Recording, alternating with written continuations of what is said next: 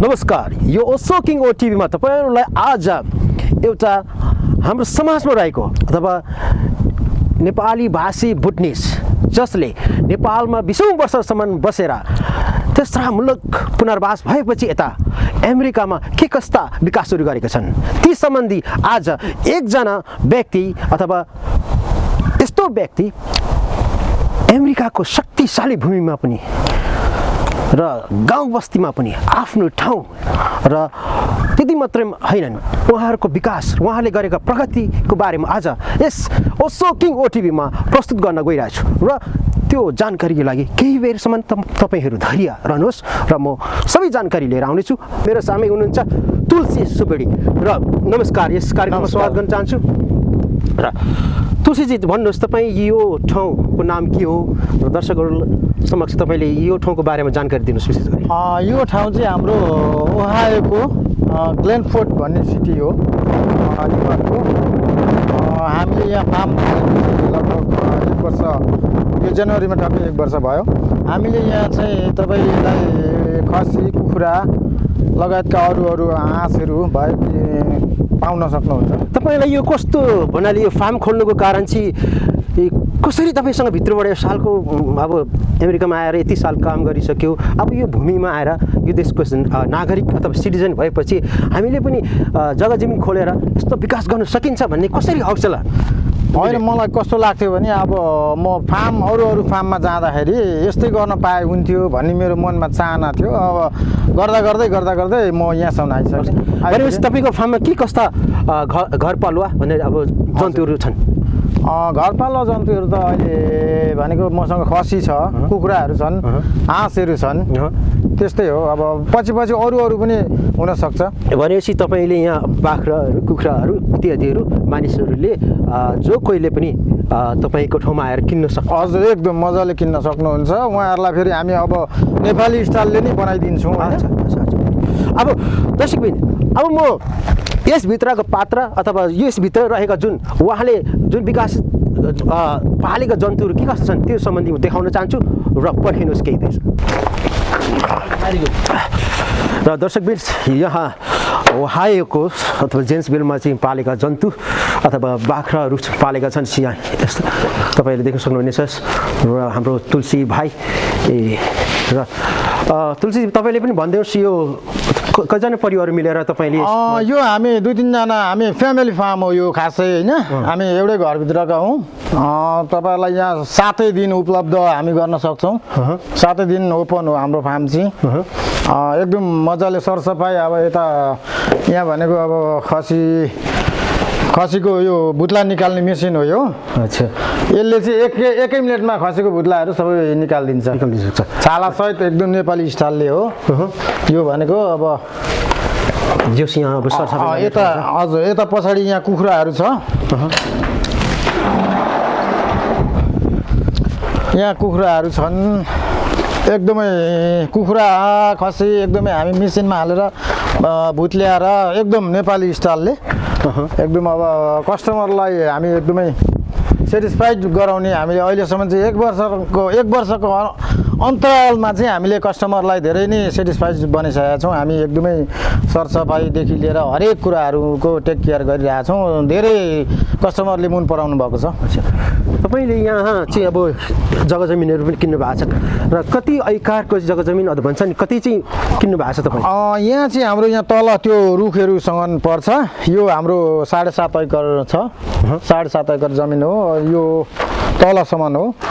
7.5 एकरको जमिन तपाईँको तलसम्म छ? हजुर। र यो 7.5 एकरको जमिनमा तपाईँले अब भविष्यमा आउने के योजना छ? के भविष्यमा अब यो भनेको चाहिँ हाम्रो यता भनेको यो फेन्सिङसँग चाहिँ खसीहरू चर्ने हो। त्यहाँदेखि उँधो र यता चाहिँ हामी भविष्यमा सबै सागसब्जी लाउने योजना गर्दैछौँ। यसपालिको योजना के छ?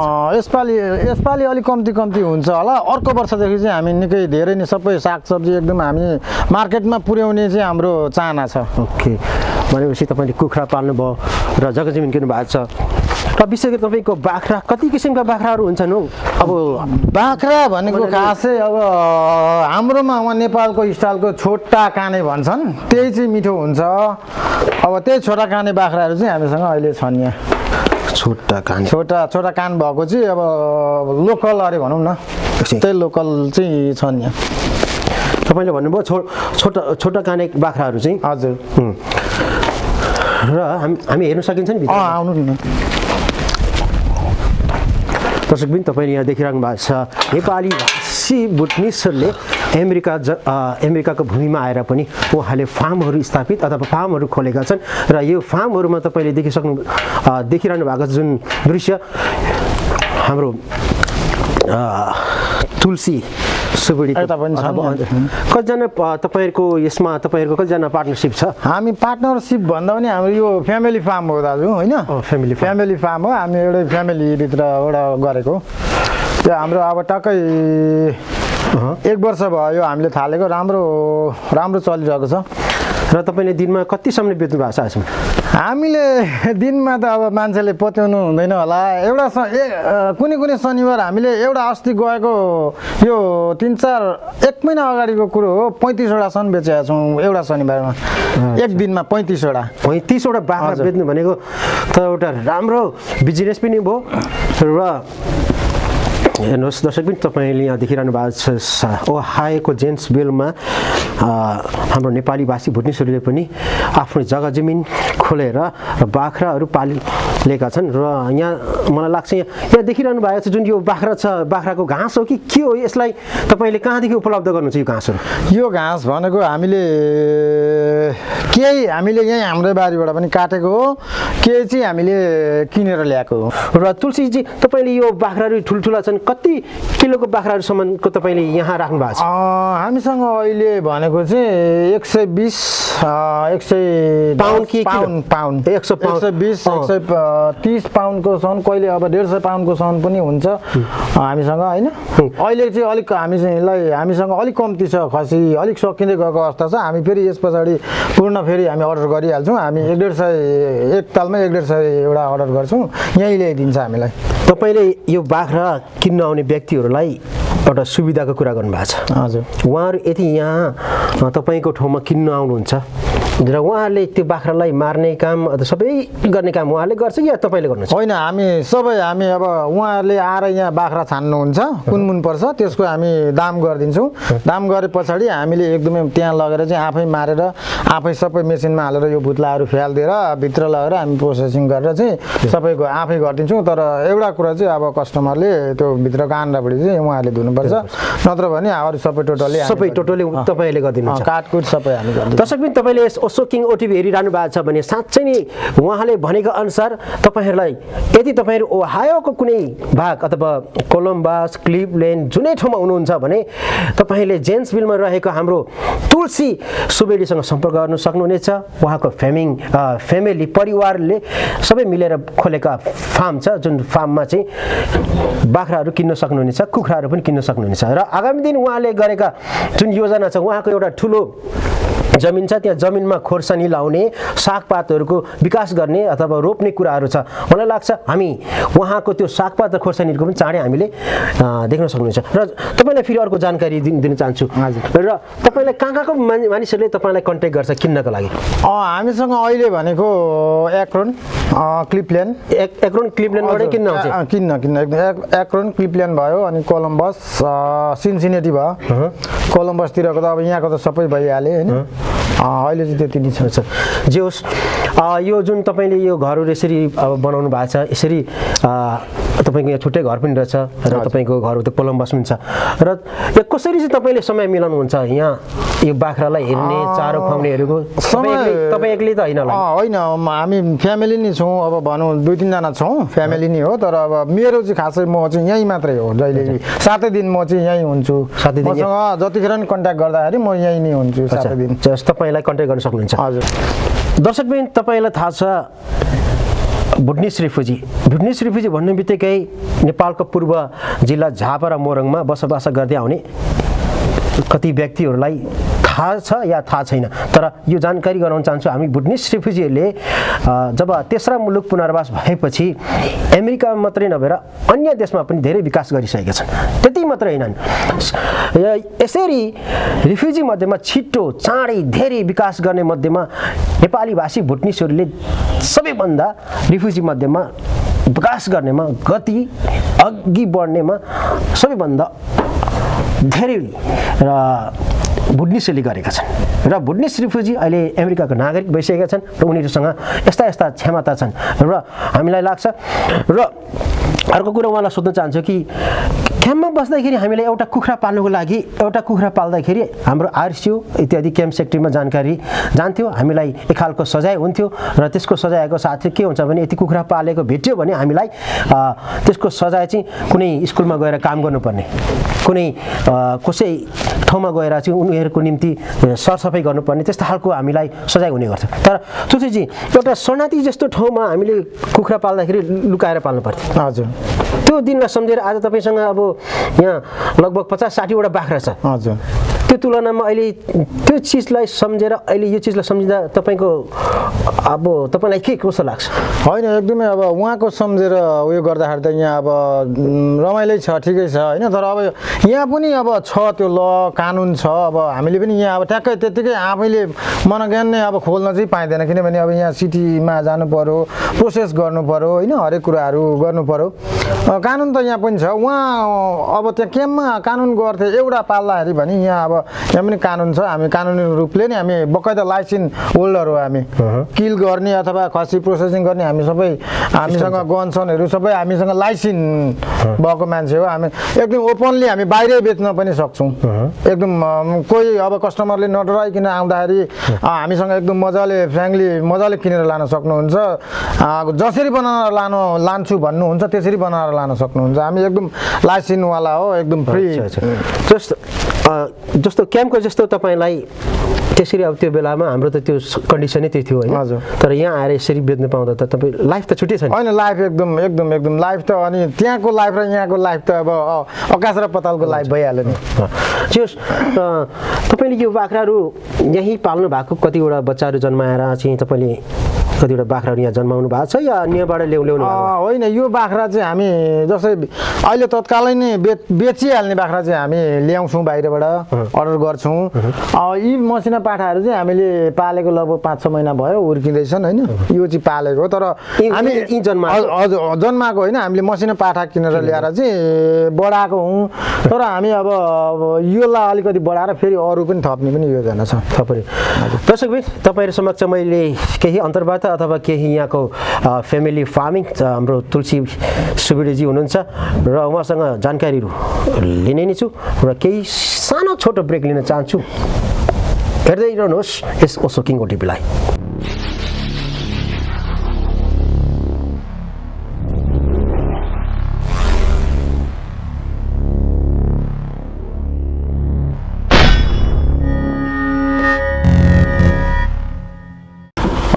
हजुरलाई नमस्ते मेरो नाम पशुपति सुवेदी हो म पनि यो फार्ममा अहिले हाम्रो फ्यामिली फार्म भनेर उहाँहरूले नाम राख्नुभएको छ त्यसै गरी चाहिँ उहाँहरूलाई हेल्प गर्दै आएको छु र हरेक यहाँ हजुरलाई म यहाँभित्रको चाहिँ सबै कुराहरू अवलोकन गराउन चाहन्छु यो हाम्रो खसीलाई भुत्ल्याउने मेसिन भयो त्यसै गरी चाहिँ यो हाम्रो पानी तताउने भाँडा गरम पानी बनाउने गर्दै त्यहाँबाट खसी आएर यहाँ भुत्लिएर अनि त्यहाँबाट यहाँ झर्छ मेसिनले यता फालिदिन्छ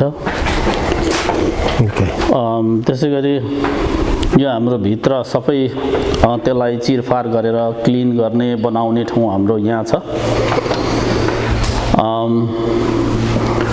हाम्रो काट्ने मेसिनहरू पनि छ यहाँनिर त्यो कस्टमरले जस्तो रुचाउनुहुन्छ जस्तो मन पराउनुहुन्छ जसरी लान्छु भन्नुहुन्छ त्यसरी नै हामीले यहाँबाट दिने गरेका छौँ सानो ठुलो पिस बनाएर लान्छु भन्ने कतिजना चाहिँ कस्टमरहरू आउनुहुन्छ उहाँहरूलाई हामी त्यसरी नै दिने गरेका छौँ त्यस्तै छ अहिले हाम्रो फार्मको बारेमा हामीले वर्ष क्लिनै राखेका छौँ जस्तो लाग्छ अहिलेसम्म चाहिँ नि त्यसरी कम्प्लेन आएको पनि छैन र सबैजनाले चाहिँ नि पहिला हाम्रो कस्टमरहरू कम्ती हुनुहुन्थ्यो त्यसै गरी सबैले थाहा पाउँदै जानुभयो गएपछि चाहिँ नि यहाँ राम्रो छ भन्ने हिसाबले चाहिँ नि उहाँहरू अहिले यहाँ आउनुहुन्छ राम्रै छ अहिले यहाँ राम्रै चलिराखेको छ त्यसै गरी हामीले यहाँ खसी यता बनाउँछौँ अनि हाम्रो मेसिन यहाँ छ यो हाम्रो खसी गर्ने मेसिन हो त्यसै गरी चाहिँ नि खसीको चाहिँ नि आन्द्रा भुँडी नेपाली समाजमा आन्द्रा भुँडी खाने चलन छ। त्यसलाई क्लिन गर्ने जग्गा हाम्रो यहाँ चाहिँ एकदम मजाले हामीले बनाइदिएका छौँ। यसमा उहाँले क्लिन गर्नुहुनेछ। गर्दै उहाँबाट खसी निस्किएर क्रमशः यताबाट काटेर पिस गरेर सब क्लिन गरिसकेर कस्टमरहरूले यहाँबाट लिएर जानुहुनेछ। यो तपाईँहरूको लाइसेन्स है? हजुर, यो चाहिँ यहीँबाट सिटीबाट दिएको पर्मिट थियो होइन। यसमा अब लाइफ स्टक अनि किल गर्नेहरू यहाँ यो लाइसेन्स छ। फ्यामिली फार्म हो, कन्ट्याक्ट नम्बर यहाँ छ। हाम्रो एकजनाको यो सेलफोन नम्बर हो, तर हामी प्रायः अहिले कस्टमरहरूलाई हामी सबैको कन्ट्याक्ट चाहिँ बाँडिसकेको छ। यो चाहिँ एकजनाको हो, तर हामी अरू अन्यको पनि कन्ट्याक्ट नम्बर बाँडिसकेको छ। यो चाहिँ हाम्रो अफिस कोठा।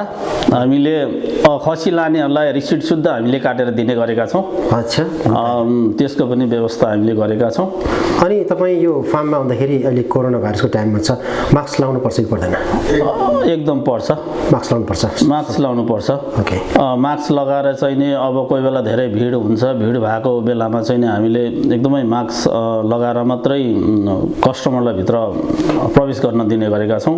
मैले सुनेको छु तपाईँको पहिलेको यहाँ कस्टमर आउनेहरूलाई कोही मान्छेलाई चाहिँ अब चिनेको दाइ भाइ कोही छ भने यो कोरोना भाइरस आउनुभन्दा अगाडि चाहिँ खानेको व्यवस्था मासुहरू भुटेर पनि खानु सकिन्छ भन्ने कुरो छ नि? हजुर, यो कोरोना भाइरस आउनुभन्दा अगाडि चाहिँ नि हामीले खाजा पानीको व्यवस्था यहीँ गरिदिएको थियो कस्टमरहरूलाई। त्यसपछि यो जब कोरोना भाइरस आयो त्यसपछि चाहिँ नि हामीले त्यो खाजा पानीहरू पनि बन्द गऱ्यौँ, किनकि अहिले यो कोरोना भाइरसको कारणले गर्दाखेरि त्यति सहज हुँदैन भन्ने हामीले सोच राखेर त्यो चाहिँ नि अहिले बन्द गरेका छौँ। जहाँसम्म लाग्छ अब यो कोरोना भाइरस सकेपछि फेरि पनि हामी त्यसरी नै सञ्चालन गर्नेछौँ भन्ने हामीले अपेक्षा चाहिँ राखेका छौँ। हेर्दैछौँ कस्तो हुन्छ। यहाँ माथि परेवा पनि छ। ए परेवा पाल्नु भएको छ? अन्त माथि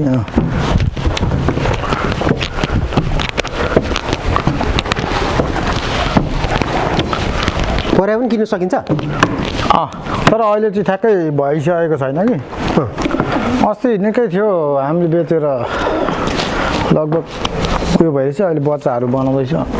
जस्टबिन तपाईँ समक्ष मैले पस्केका आज फ्यामिली फार्म भन्नाले ओहायो राज्य भन्नाले अमेरिकाको ओहायो राज्यमा जेसविलमा फ्यामिली फार्म सुवेडी परिवार अर्थात् उहाँको फ्यामिलीले खोलेका फार्ममा आएका थियौँ र जे जस्ता दृश्यहरू हामीले देख्यौँ त्यो तपाईँहरूले पनि देख्नुभयो। र आज मसँग रहेका जुन तुलसी सेवडी उहाँका दाइ आफन्तको कुराहरू विचारहरू पनि सुन्नुभयो। र तुलसीजी जहाँ जाँदा तपाईँको आह्वान के छ त? यस्तो खालको फार्महरू हाम्रो नेपाली भाषी भुटनिसहरूले धेरै खोलोस् जस्तो लाग्छ? होइन, एकदमै खोल्नुपर्छ। किनभने हामी यहाँ अमेरिकामा अब आएर यो 65 वर्षसम्म काम गर्नुपर्ने हुन्छ होइन। यो काम गर्न सकिँदैन, किनभने अब 65 वर्षसम्म काम गर्नु भनेको मामुली कुरा होइन। सबै हाम्रा भुटनिस रिफ्युजी दाजुभाइहरूले चाहिँ यसरी नै फार्म खोलेर प्रगति गरेर देखाउनु पर्ने हुन्छ। तपाईँको जानकारी अनुसार हाम्रो वरिपरि तपाईँको यहाँ जति नै छ नि अमेरिकामा, हजुर, हाम्रो नेपाली भाषी भुटनिसले धेरै यस्ता फार्महरू किनेका कुराहरू कतिका सुन्नमा होइन। हामीले अहिले हामी सुनिरहेको छौँ 1-2वटा फार्महरू किनेको छ अरे भनेका छन्, तर हामी खासै पुगेका छैनौँ। तर कस्टमरको कुरा अनुसार चाहिँ हाम्रो यो फार्म चाहिँ सबैभन्दा नजिक रेनिसबर्ग भयो, पडेस्कला, ब्ल्याक लेक चाहिँ नै नजिक भनौँ न, नजिकको फार्म। हजुर। र एउटा कुरा यो भनिदिनुहोस्, दर्शकहरूले तपाईँलाई सम्पर्क गर्दाखेरि के कसरी तपाईँलाई सम्पर्क गर्न सक्छ? मलाई अथवा कन्ट्याक्ट दाइ भाइको केही तपाईँको कन्ट्याक्ट दिनु सक्छ? होइन, मलाई मेरो डाइरेक्ट कन्ट्याक्ट गर्दा हुन्छ। मेरो फोन नम्बर रहेको छ 6147873217। अनि तपाईँ यहाँको एड्रेस पनि भनिदिनुहोस् न। मेरो यहाँको एड्रेस रहेको छ 16350 लोरेल हिल, ग्लेनफोर्ड, ओहायो 43062। दर्शकबिन तपाईँले सुन्नुभयो। र आज जे जस्ता पस्केका विचारहरू अथवा जुन देखाएको दृश्यहरू के कस्तो लाग्यो तपाईँको आफ्नो प्रतिक्रिया दिनु सक्नुहुनेछ।